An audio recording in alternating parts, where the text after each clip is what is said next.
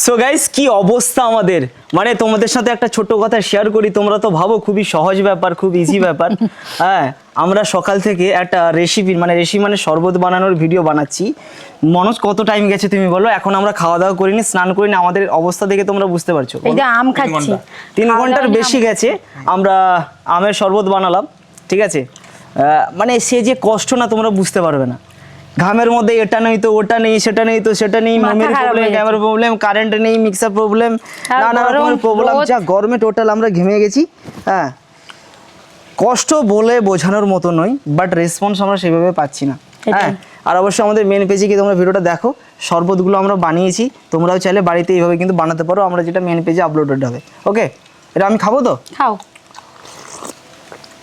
এটা তো ভালো লাগছে গো। সত্যি ভালো লাগছে। ঠিক আছে মনোজ, তোমার কেমন লাগছে? আমাকে কাঁচা আম ভালো লাগছে।